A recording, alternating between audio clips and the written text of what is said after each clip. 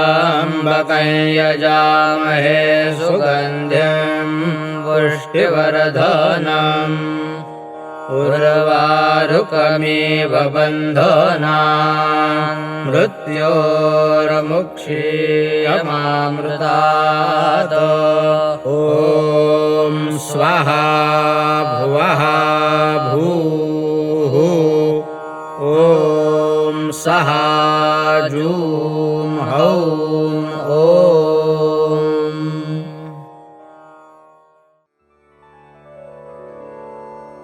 प्रकरण 16 पार्थिनोजेनेसिस अर्थात कुमारी गर्भसंभव। सर्वे अपि सुखिनः सन्तु सर्वे सन्तु निरामया सर्वे भद्राणि पश्यन्तु मा कश्चित् दुःख वाप्नुयात्। सर्वत्र सुख असावे, सर्व जीवजंतूंचे आरोग्य उत्तम असावे, सर्वांचे कल्याण व्हावे आणि कुणालाही दुःख होऊ नये। पृथ्वीवरील सर्व प्राणीमात्रांचे मंगल चिंतणारा हा श्लोक आहे। आज विज्ञानाची प्रगती आपण क्षणोक्षणी अनुभवतो। रोज नव्याने लागणाऱ्या शोधांचा विचार करतो। वास्तविक विज्ञान ज्याला आपण शुद्ध ज्ञानाच्या स्वरूपात बघतो, त्या विज्ञानाचा शोध लागला असे म्हणण्यापेक्षा जे मूलतः होते त्याचे आम्हाला म्हणजेच आमच्या बुद्धीला आकलन झाले। आज या विज्ञानाच्या शोधांना मूर्त रूप येते आहे। ते रूप, त्याचे स्वरूप जे आपल्या समोर दृश्य रूपात ठेवतात त्यांना आपण वैज्ञानिक म्हणून संबोधितो। त्याच्या चमत्काराची चर्चा करतो। त्या विज्ञानाच्या शोधाचा मानवी मूल्यासाठी कसा उपयोग होतो त्याचा सारासार विचार करतो। 21व्या शतकाच्या दुसऱ्या दशकात आपण आपल्या प्राचीन विज्ञानाचा, शोधांचा आणि मानवी कल्याणाचा विचार जगतापुढे ठेवताना ते शास्त्रशुद्ध आणि आधुनिक विज्ञानाच्या कसोटीवर बावनकशी सोन्यासारखे उतरवणार असू तर ते समाजाला जागृत करण्यासाठी खचितच असेल। श्रद्धावान लभते ज्ञानम तत्परः संयतेंद्रियः नहि ज्ञानेन सदृशं पवित्रमिह विद्यते स्वल्पमस्य धर्मस्य त्रायतो महतो भयात सा विद्या या विमुक्तये। भगवद्गीतेतील या श्लोकात ज्ञानाची, धर्माची महती सांगितली आहे। आज भगवद्गीतेला उपनिषदाचा दर्जा आहे। ज्या महाभारतात श्रीकृष्णाने अर्जुनाला गीता सांगून सर्व जगाला उद्देशून उपदेश केला, तो महाभारत ग्रंथ हिंदू धर्मात अतिशय पवित्र समजला जातो। रामायण आणि महाभारत या दोन ग्रंथांच्या लेखन, वाचन, चिंतन आणि मनन करून कित्येक युगांतरे उलटली तरी पुनश्च नव्याने वैज्ञानिक, साहित्यिक, भाविक आणि रसिक त्यात आकंठ सुखावताना आपण बघतो, अनुभवतो। डॉक्टर ॲनी बेझंट स्वातंत्र्य लढ्यातील एक सेनानी, विदुषी, त्या म्हणतात, after a study of some 40 years and most of great religions of the world, I find none of them is so perfect, none so scientific, none so philosophical, and none so spiritual as the great religion known by the name of Hinduism. The more you know it, more you will love it, more you understand it, more deeply you value it. विज्ञान, तत्वज्ञान आणि अध्यात्म या त्रिसूत्रांचा वापर आपल्याला आपल्या ऋषीमुनींनी शिकवला। ऋषीहि स यो मनुर्हितः, मानवाचे हित करेल, जोपासेल तो ऋषी। आपल्या तपश्चर्येने सिद्ध झालेले सिद्धांत मंत्र रूपाने साक्षात्कारात उतरविणारे मंत्रद्रष्टे। मननात त्रायते इति मंत्रः. मंत्र शब्दाचा अर्थ जो मनाला तारतो, मनाला शांत करू शकतो, ऊर्ध्वगामी करू शकतो, ज्याचा प्रभाव निर्माण होऊ शकतो, तो मंत्र. यात पृथ्वीतलावर एकही वनस्पती अशी नाही की जिचा औषधी म्हणून उपयोग नाही. तसेच एकही अक्षर असे नाही की ज्याचा मंत्र नाही. मंत्राचे उच्चार, त्यातून पुत्रप्राप्ती, मंत्राचे महात्म्य, तसेच शाप उशाप याचे सर्वाचे यथार्थ दर्शन म्हणजे महाभारत. महाभारतातील काळाचा आणि त्यातील शूरवीरांचा, ऋषींच्या जन्माच्या कथा याबाबत वेगवेगळी चर्चा, कल्पना आजच्या विज्ञानाच्या कसोटीत खरे उतरणार का? याचा अभ्यास आपल्याला या प्रकरणांमध्येच करायचा आहे. रामायण या पवित्र ग्रंथात राम एक चरित्र नायक आणि त्याच्या भोवती गुंफणाऱ्या कथेतून कौटुंबिक, राजकीय, सामाजिक अशा विविध प्रवृत्तींचा अभ्यास व्यक्तिगतरित्या आचरणासाठी आहे.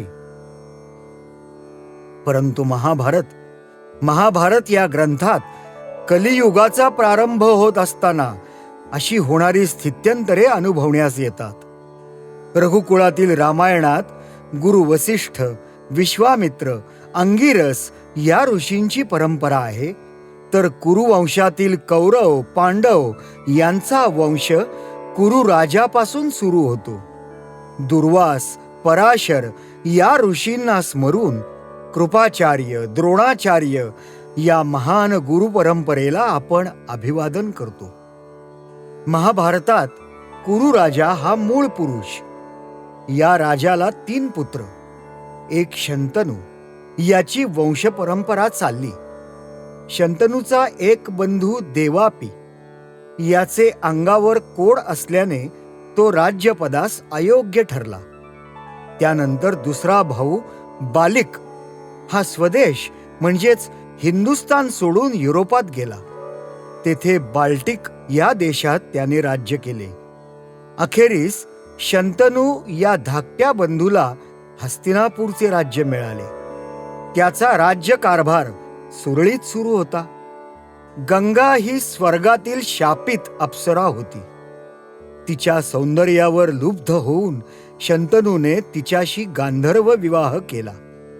तिने सांगितलेल्या, वचन घेतलेल्या अटींप्रमाणे गंगाने आपल्या 7 पुत्रांना जन्मानंतर जलात सोडले. तिच्या या विक्षिप्त वागण्याने राजा शंतनू क्रुद्ध झाला. तरीही तो वचनात अडकला होता. शेवटी 8वा गंगापुत्र देवव्रत याचा जन्म झाल्यावर तिने त्याला सोडण्यासाठी तयारी केली आणि शंतनूने तिला या कृत्यापासून परावृत्त होण्यास सांगितले.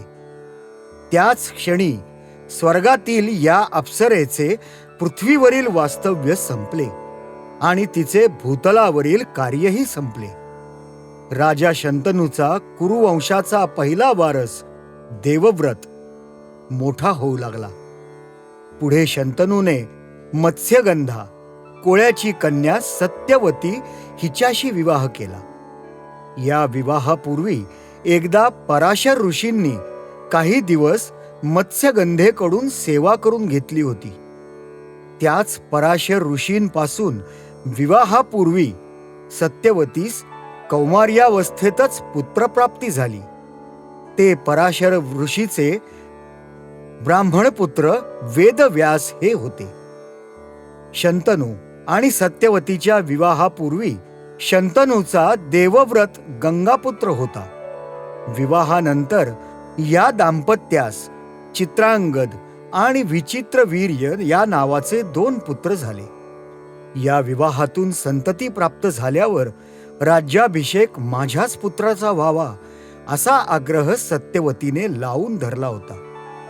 त्या समयी देवव्रत अवघा 18 वर्षांचा होता. माझ्यामुळे पित्याच्या अर्थात शंतनूच्या विवाह संबंधास कोणतीही बाधा येऊ नये असा विचार देवव्रतने केला आणि आजन्म अविवाहित राहण्याची प्रतिज्ञा केली. आपल्या मातेस म्हणजेच गंगेस तो या वचनाबद्दल बोलला. या प्रतिज्ञेचे आजन्म पालन देवव्रताने केले. या वचनाला भीष्म प्रतिज्ञा असे म्हणतात.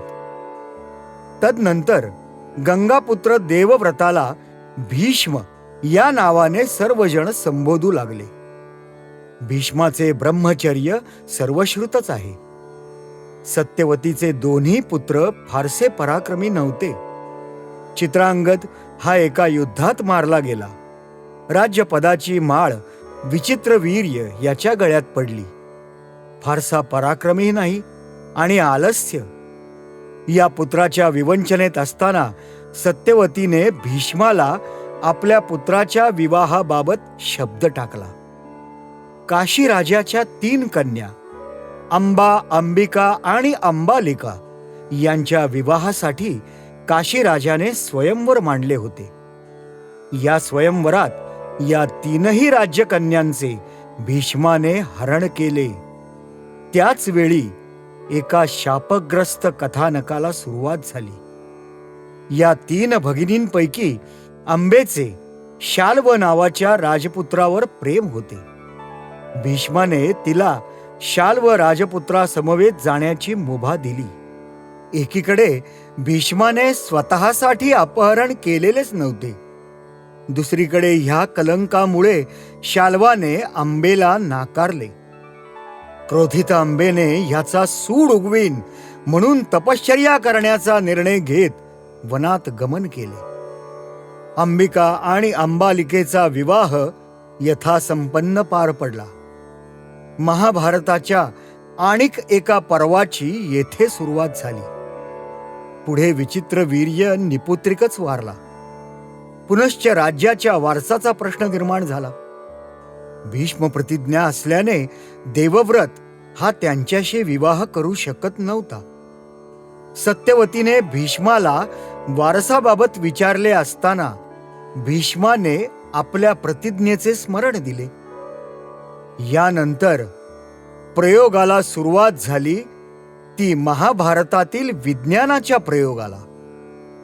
सत्यवतीचा ज्येष्ठ पुत्र पराशरांपासूनचे संतान व्यास त्यांना राज्याला वारस देण्याचे कबूल करून बोलावून घेण्यात आले. ठरलेल्या वेळी व्यास ऋषींचे आगमन झाले. त्यांचे तेज सहन न झाल्याने संबंध येण्याच्या वेळी अंबिकाने डोळे घट्ट मिटून घेतले. त्याच क्षणी पुढील अपत्यासंबंधी भाष्य करताना हा पुत्र जन्मांध असेल असे भाकीत केले गेले. अंबालिका हिच्या पुत्रप्राप्तीसाठी संबंध करतेवेळी भयभीत झालेली ती पांढरी फटक पडली. परिणामतः पुत्र शुभ्रवर्णीय निपजला. एक जन्मांध तर दुसरा भुरळा. दोघेही शास्त्राप्रमाणे राजा होण्यास अपात्रच होते. आपल्याकडील दासीस सत्यवतीने व्यासांकडून पुत्रप्राप्ती करवून घेतली. त्या दासीने धैर्याने समर्थपणे आवाहन स्वीकारत सहजरित्या संबंधास अनुकूलता दर्शविली आणि 3रा पुत्र विदुर जन्मास आला. महाभारत ज्यांच्यात घडले ते धृतराष्ट्राचे पुत्र कौरव आणि पंडुराजाचे पुत्र पांडव होत. वाचक हो, सत्यवतीस कौमार्यावस्थेत अपत्यप्राप्ती झाली, त्यालाही त्या काळी सहजरित्या मान्यता होती. एकीकडे कुमारी माता आणि दुसरीकडे आजच्या भाषेत अनौरस पुत्र अशी हिणवणूक नव्हती. तर पुढील समाजव्यवस्थेत प्रजनन, घराणं यासाठी विधवांना देखील मातृत्वाची संधी होती. एखाद्या श्रेष्ठ ज्येष्ठ पुरुषाकडून केवळ पुत्रप्राप्तीचा विषय घेऊन वारसा निर्माण करण्याची नियोग पद्धतीही अस्तित्वात होती. पंडुराजा आणि कुंती वनात राहू लागले. पंडुराजाने राणी कुंती आणि माद्रीला नियोग पद्धतीने पुत्रप्राप्ती करून घेण्याची विनंती केली. पुढे कुंतीने मनापासून पुत्रप्राप्ती करून घेईन असे सुचविले. कौमार्यावस्थेत कुंतीला लग्नापूर्वी कर्ण हा सूर्यापासून पुत्र झालाच होता. दुर्वास ऋषींनी पुत्रप्राप्तीचा मंत्र, तपश्चर्या याचे ज्ञान कुंतीला दिले होते. कौमार्यावस्थेतील सूर्यपुत्र कर्ण, यमधर्मापासून ज्येष्ठ पुत्र युधिष्ठिर, दुसरा पुत्र वायूपासून भीम, तिसरा पुत्र इंद्रापासून अर्जुन अशी पुत्रप्राप्ती कुंतीला झाली. कुंतीने 2 मंत्रांनी माद्रीला अश्विनी कुमारांकडून 2 पुत्र प्राप्त करून दिले. एक नकुल तर दुसरा सहदेव. एकंदरीत पंडूचे 5 पुत्र. पांडवांची निर्मिती तप आणि मंत्र यातून झाली. महाभारतात त्या काळात असे विज्ञान होते. नवयुगात वैद्यकीय क्षेत्रात आधुनिक विज्ञानाने असे सिद्ध केले की फक्त स्त्री बीजापासून उत्पत्ती होऊ शकते. वैद्यकीय क्षेत्रात यास पार्थिनोजेनेसिस असे नाव दिलेले आहे. अगदी जवळची उदाहरणे म्हणजे गांधील माशी आणि नराचे उत्पादन याच प्रकारात होते. कुंतीला कर्ण हा सौर ऊर्जेपासून झालेला आहे असे शास्त्राचे म्हणणे आहे. माद्रीची 2 मुले ही अश्विनी कुमारांपासून झालेली आहेत. धन आणि ऋण अर्थात पॉझिटिव्ह आणि निगेटिव्ह या तत्वांपासून झालेली आहेत. कुंतीला दिवस गेल्याचे समजताच गांधारीला मत्सर वाटला. तीही गर्भवती झाली. परंतु पूर्ण दिवस झाले तरी पुत्रजन्म झालाच नाही. व्यासांनी त्या गर्भाचे परीक्षण करून 100 कुंभांमध्ये योग्य पेशी ठेवल्या. त्या कुंभात तेज निर्माण करणारे द्रव्य, थोडक्यात न्यूट्रिएंट न्यूट्रीमद्वारे त्यांची वाढ केली. ऋषीमुनींनी उत्पत्तीबाबत भरपूर अभ्यास केला आणि ते प्रयोगाद्वारे सिद्ध केले. आणखी एक उदाहरण म्हणजे द्रुपद राजाचे पुत्र दृष्टद्युम्न आणि द्रौपदी. या दोघांचाही जन्म यज्ञातून म्हणजेच अग्नीपासून अथवा तेजातून झालेला आहे. गुणवान आणि पराक्रमी पुत्रप्राप्ती करताना निश्चित तंत्र विकसित झाले होते. दृष्टद्युम्न अतिशय पराक्रमी होता. तो फक्त पुरुष बीजापासून बनलेला होता. पुढे युद्धात द्रोणाचार्यांचा वध दृष्टद्युम्नाचेच हातून झाला. या सर्व विवेचनांवरून एक गोष्ट लक्षात येते की त्या काळात झालेले पुरुषांचे जन्म यास आज शास्त्रीय आधार नाही. परंतु त्या काळात कशा रीतीने झाले याचेही कोठे पूर्ण ज्ञान नाही. त्याबाबत हे सर्व मंत्राद्वारे झाले अशी नोंद अनंत ठिकाणी आहे. कृपाचार्य हे कौरवांच्या गुरुकुल परंपरेत शूर आणि विद्वान. ऋषी भारद्वाज यांनी आपल्या स्वतःच्या वीर्यावर प्रयोग करून मातेशिवाय कृप आणि कृपी असे 2 जीव जन्मास घातले. याच परंपरेत भारद्वाज ऋषींनी द्रोणात वीर्यापासून जीवाची निर्मिती केली. तेच द्रोणाचार्य. 2 टेस्ट्यूब बेबीच्या मिलनातून काय घडते हे बघण्यासाठी द्रोणाचार्य आणि कृपीचा विवाह झाला. त्यांना अश्वत्थामा असा पुत्र झाला. तो चिरंजीवी आहे असे म्हणतात. कोणत्याही संभोगाशिवाय प्रजनन होऊ शकते असे सृष्टीत आपण बघतोच. मनुष्य प्राणी देखील असा जन्म घेऊ शकतो का याचा अभ्यास म्हणजेच पार्थिनोजेनेसिस म्हणजेच कुमारी गर्भसंभव. प्रजनन किंवा पुनरुत्पादन हा विज्ञानाचा वैद्यकीय विषय.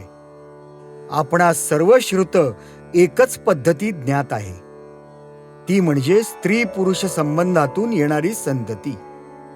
एका जीवजंतूचे निर्माण पृथ्वीवर कसे होते हाच अभ्यासाचा चिकित्सेचा विषय आजच्या विज्ञान युगात आपण चर्चिणार आहोत. निसर्ग म्हणजे प्रकृती, तीच ही जीवसृष्टी. प्रथम या चक्रात अवकाशाचे निर्माण झाले. पुढे वायू, तेज, आप आणि शेवट पृथ्वीची निर्मिती झाली. आकाश, वायू, तेज, आप यांचे अस्तित्व पृथ्वीबरोबरच जाणवते.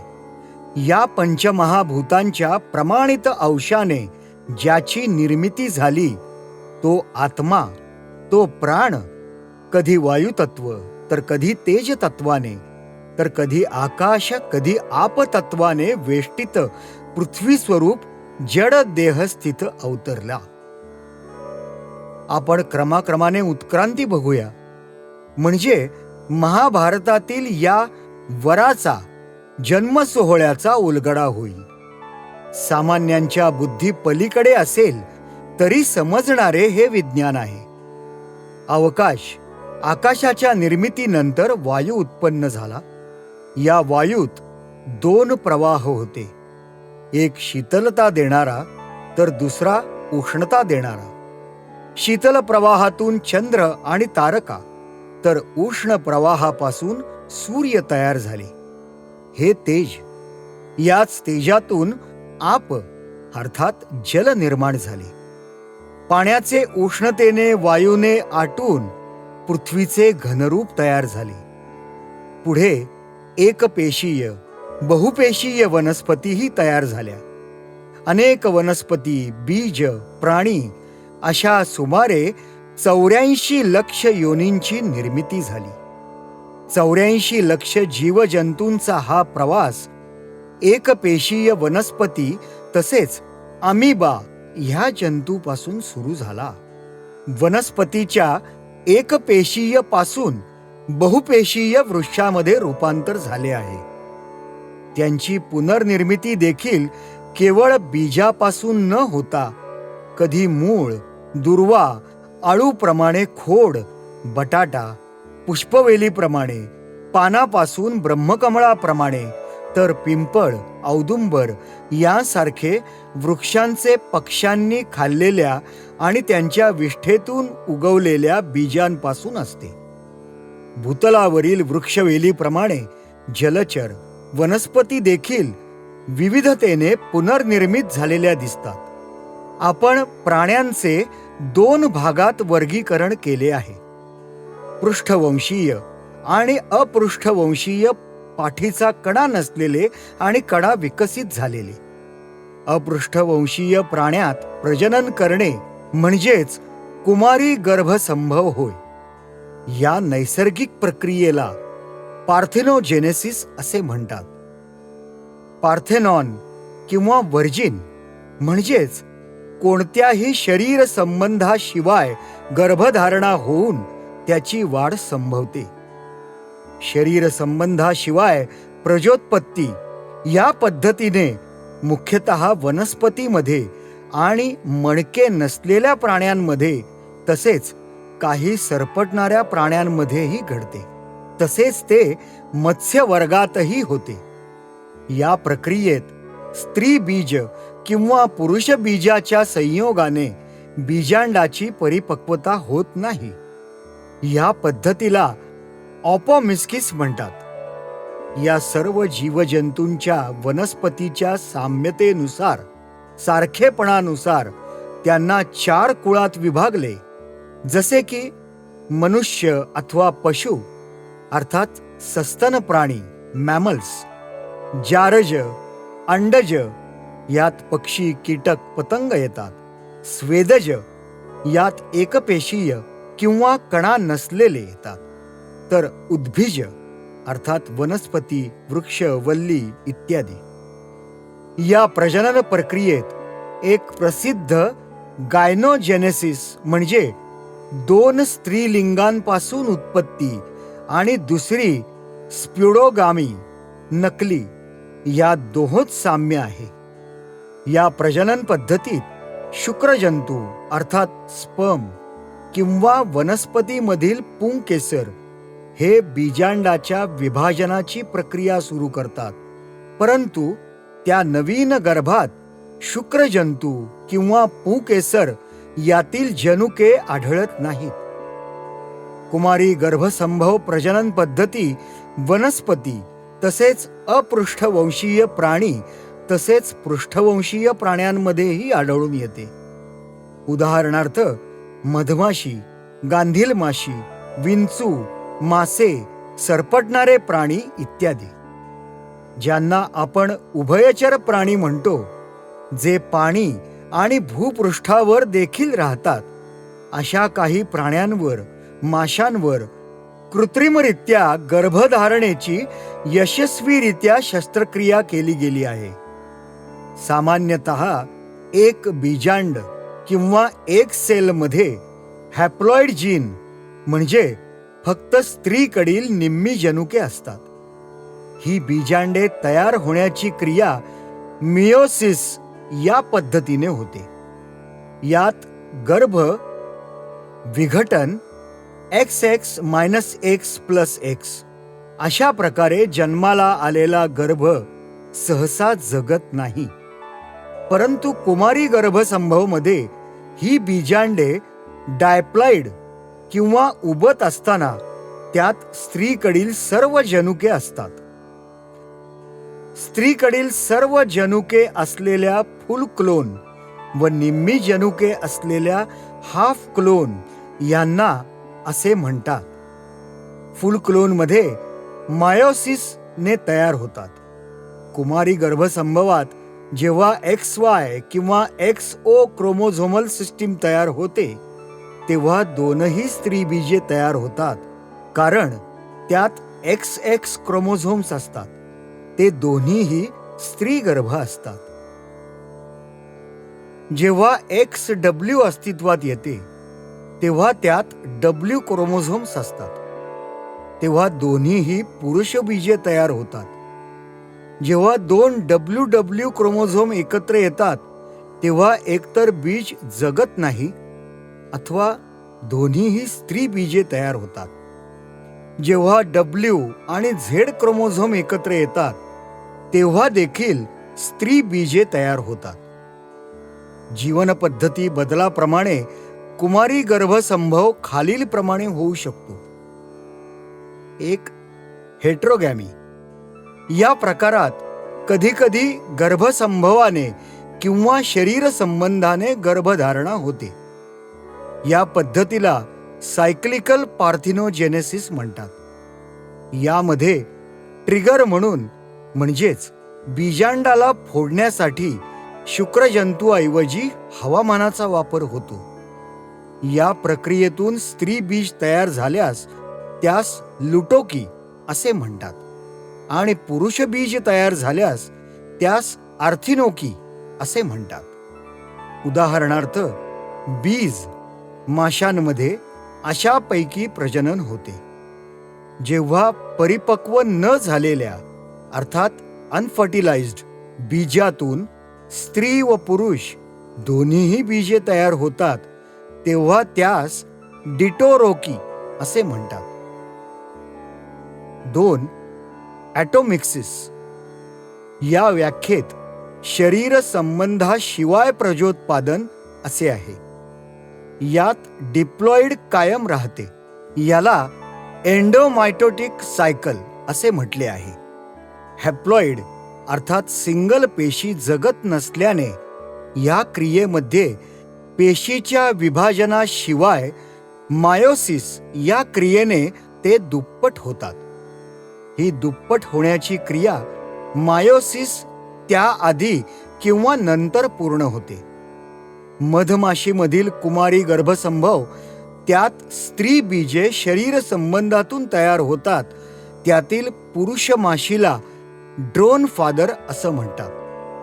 पुढील ड्रोन फादर तयार करणे राणी माशीवर अवलंबून असते, तर ती अफलोत्पादक म्हणजेच अनफर्टिलाइज्ड बीज तयार करते. जसे की XY ही पुरुष बीजे नेहमीच हॅप्लॉइड असतात आणि ती गर्भसंभवाने तयार होतात. त्यात असलेल्या जनुकांपासून त्याची निर्मिती होते. महत्वाचे म्हणजे त्यातून निर्माण झालेल्या नवीन गर्भात पालकांची जनुके तशीच असतात असं नाही. पालीमधील प्रजननात एक पुरुषांसारखी वागते, जिच्यामध्ये प्रोगेस्टेरॉनचे प्रमाण अधिक असते, तर एक स्त्रीसारखी वागते जिच्यामध्ये एस्ट्रोजनचे प्रमाण अधिक असते. ती अंडी घालते. कुमारी गर्भसंभवाचे संशोधन, क्लोनवरील संशोधन सध्या वैद्यकीय उपचारांसाठी व्हावे असे चालले आहे. क्लोनबाबत आपल्याकडे पूर्वीच कार्य झालेले असावे. आजही कृत्रिमरित्या मानव निर्मिती यावर संशोधन सुरू आहे. उत्क्रांतीच्या या पर्वात एकपेशीय पासून बहुपेशीय वनस्पती आणि प्राणी यांची निर्मिती होत गेली. कुमारी गर्भसंभव आपण जलचर, उभयचर प्राण्यांमध्ये बघितले. पुढील प्राणी वर्ग म्हणजे पक्षी वर्ग. यालाच द्विज असे म्हटले आहे. आपण बघतो पक्ष्यांच्या प्रजनन काळी ती घरटी बांधतात. कोकिळा तर कावळ्याची नजर चुकवून त्याच्या घरट्यात अंडी घालते.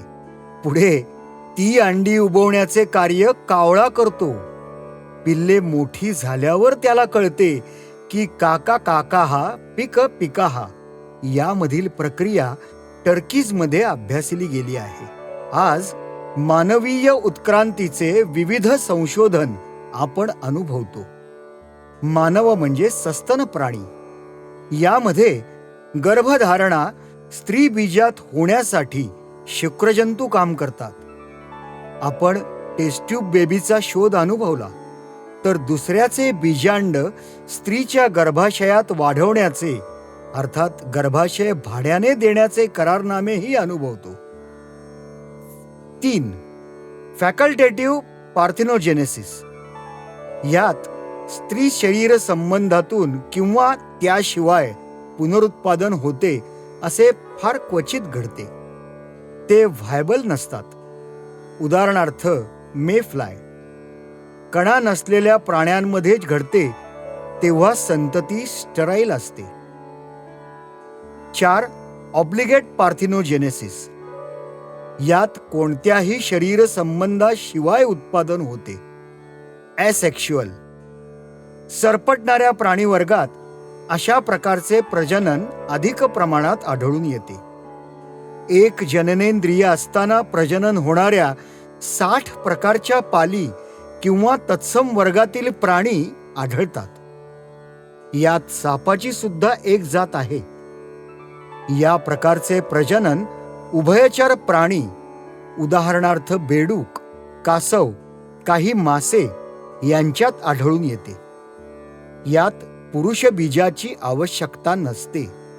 स्त्रीच स्त्री बीज तयार करते. यात स्त्रीकडून दोन्ही संच मिळतात. परंतु यामुळे प्राण्याची विविधता अर्थात बायोडायव्हर्सिटी कमी होते. पुढे निर्माण झालेली प्रजा ही अशक्त असते. कुमारी गर्भसंभव व रेक्टिफिक्सेन क्लोनिंग हे पूर्णपणे वेगळे आहे. ज्यात दाता पेशी म्हणजेच डोनर सेल प्रमाणे पूर्ण सारखी जनुके असलेले प्राणी येतात. यामध्ये दाता पेशीतील केंद्रक काढून दुसऱ्या केंद्रक नसलेल्या बीजांमध्ये घातले जाते आणि त्यात विभाजनाची क्रिया अर्थात मायटोसिस घडते. कुमारी गर्भसंभवामध्ये तयार झालेल्या प्राण्यात जनुके सारखी असतात. आपण यापूर्वी क्लोनबद्दल जाणून घेतले आहे. क्लोनमध्ये मेओसिस प्रकाराने प्रक्रिया घडते. कुमारी गर्भसंभव पार्थिनोजेनेसिस क्लोनिंगपेक्षा वेगळं आहे. आपलं संपूर्ण शरीर विविध रसायनांचंच बनलं आहे. कृत्रिमरित्या रासायनिक प्रक्रियांचा वापर करून गर्भधारणा केली जाते. या पद्धतीत कॅल्शियमचे इंजेक्शन देऊन ओव्हम फर्टिलाइज केला जातो. 5. हायब्रिडोजेनेसिस. यात पुरुष बीज आणि स्त्री बीज तयार करणाऱ्या टेस्ट्स अँड ओव्हरी एकाच व्यक्तीत आढळतात, ज्याला आपण तृतीयपंथीय असं संबोधतो. कृत्रिमरित्या गर्भधारणेकरता कॅल्शियम, आयन, आयनोफोर या प्रकारात micro ion injection of calcium ion याचा वापर केला जातो किंवा विद्युत प्रवाहाचा चेतनेकरता अर्थात स्टिम्युलेशन करता उपयोग केला जातो. हा एक प्रकार आहे. तर दुसऱ्या प्रकारात सायक्लोहेक्झिमाइडच्या ट्रीटमेंटचा वापर केला जातो. सायक्लोहेक्झिमाइड म्हणजेच सर्वसाधारण प्रथिन जे कृत्रिमरित्या तयार केलेले आहे आणि ते रोधक आहे. एकंदरीतच विज्ञानातील गमती जमती ह्या अशा आहेत. ॐ